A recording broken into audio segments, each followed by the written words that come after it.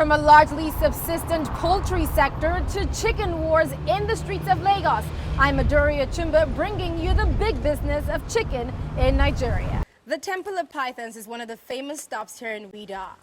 The snakes have been here since 1863, and sometimes they cross the street to the Catholic Church, and the priest has to bring them back. Adequate infrastructure includes water, electricity, and basic services like trash removal. Judging from the levels here, it doesn't appear to be priority for governments. Nigerians consume more than 6 million tons of rice each year.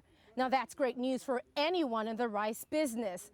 But with most of it being imported, local farmers and manufacturers don't see much profit in their pockets. Courier services have not been affected, and that's because the courier service providers act as middlemen for the customs, and payments are made directly by customers. Troubled South African politician Julius Malema is here at the Synagogue Church in Nigeria, meeting with popular prophet TB Joshua. Now, Malema, the founder of the Economic Freedom Fighters Party and a former ANC youth leader, is following in the path of other beleaguered politicians. A small passenger plane crashed at the Lagos Airport's domestic terminal on Thursday.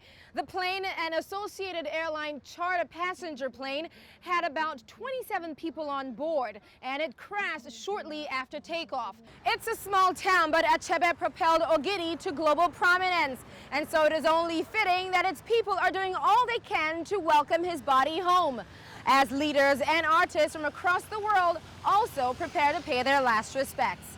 Adaure'S Reel, Ogidi, Nigeria. Yet another building collapse in the commercial capital, Lagos. This time, a government-owned shopping mall under construction. The incident happened in the upmarket business district of Victoria Island, just before the close of business Monday. About 60 people were on the site at the time. Eyewitnesses say they heard a loud bang and then saw the building crumbling. Some workers were trapped. 4 bodies were pulled out Monday night, while 15 people were rescued, many of them in critical condition. Several agencies responded, among them the Lagos State Emergency Management Agency, the Red Cross, and the police. Some say they didn't come quickly enough. Search and recovery operations are still ongoing. Workers pulled out another body Tuesday morning. Building disasters occur frequently in Nigeria, where there is a lack of regulation enforcement. Now, speaking to many people here, they say even a blind man could see that this building was a disaster in the making. They're now concerned about the structural integrity of this hospital next door, which is owned by the same local government. How can you use iron for pillar? And iron will be bolt. They use bolt and bolt the iron. Tell me how a house could not collapse. How can you just approve a plan with that pillar? It's wrong. A lot of lives have been lost here yesterday. Very, very bad. And we have a lot of high-rise building around us. Why didn't they give it to other contractors who are better? As soldiers contain the crowd of curious onlookers, in one corner are those who remain hopeful their loved ones, still unaccounted for, will come out alive. Adaure'S Reel, Lagos.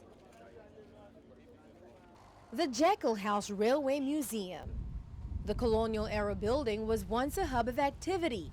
Now, a stark reminder of what's past. I remember growing up talking to my granddad. He used to work with the railways. Everybody has a connection 50 years ago with the railways. And now it's all gone to, nobody knows what's happening with it. Much of this compound has fallen into disrepair, a playpen for children. If the walls of this cabin could talk, they would tell tales of journeys once fit for a queen. Elizabeth II traveled by train to Zaria on her 1956 tour of Nigeria. Nigeria's first prime minister, Abubakar Tafawa Balewa, was also a regular VIP traveler. Old and new dignitaries are still remembered. There are things you will never ever see again. Professor John Goodwin wants to bring back great memories like these in Nigeria's railway past.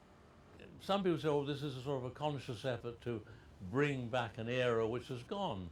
And indeed it's not. It's like any other historical society that wants to remember what had happened before as a way of educating yourself and those that follow you.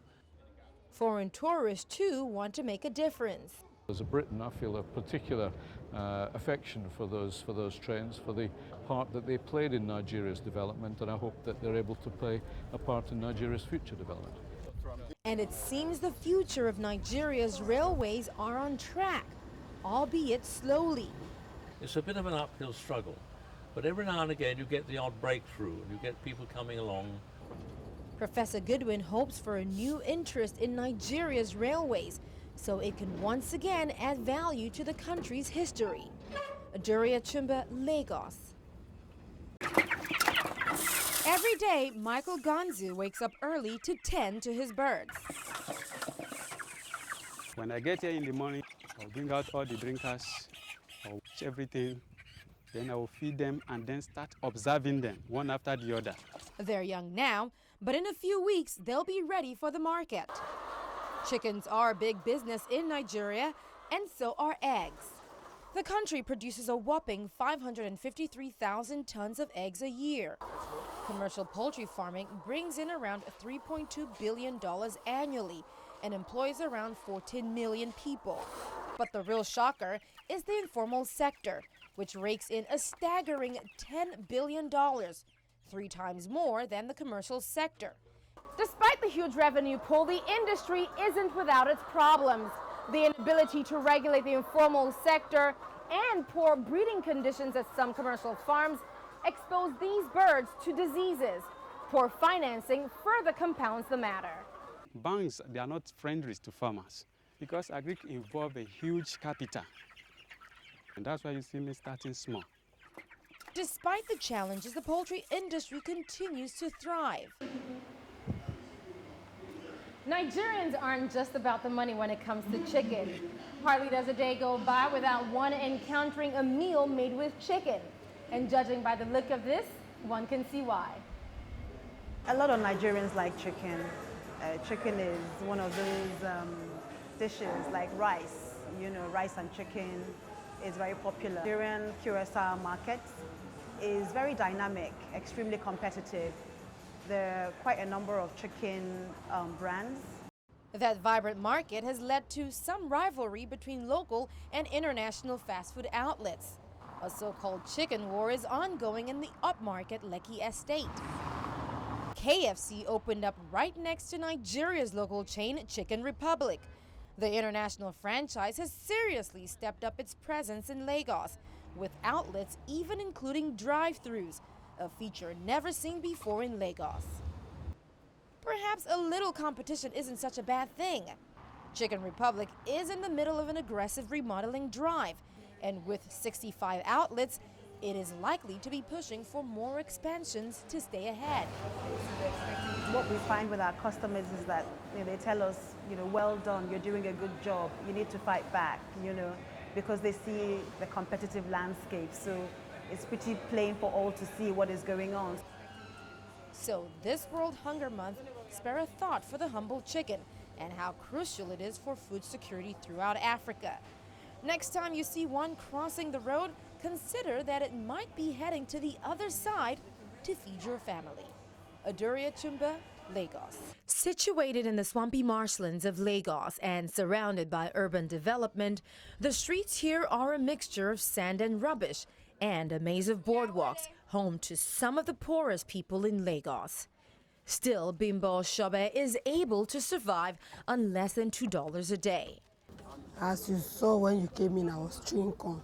That was my first meal for today.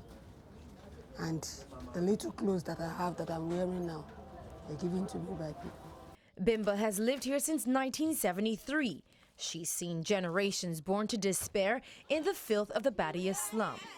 I have to give my children out to my relations because there was no how I can be patching up with the children here.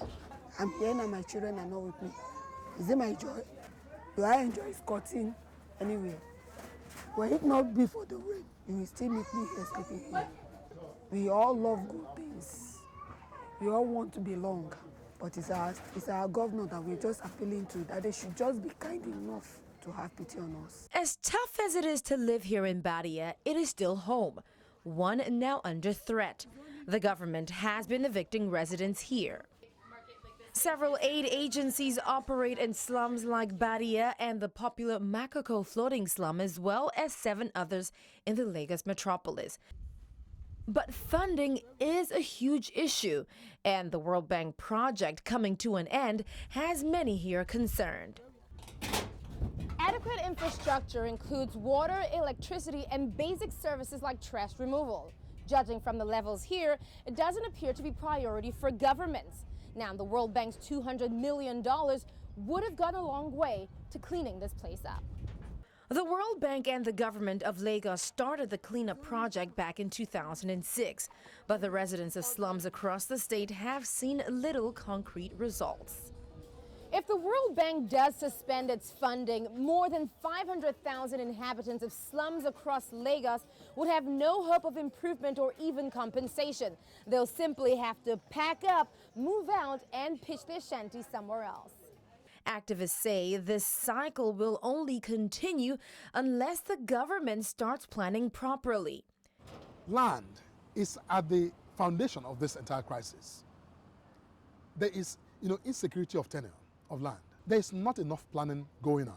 Planning not just of the physical spaces, but also of the resources available to ensure an orderly, transfer of people and of materials and of scenes, and to revamp the city. The Lagos state government says it factors in all communities and their needs into its megacity plan, and its development projects are independent and sustainable.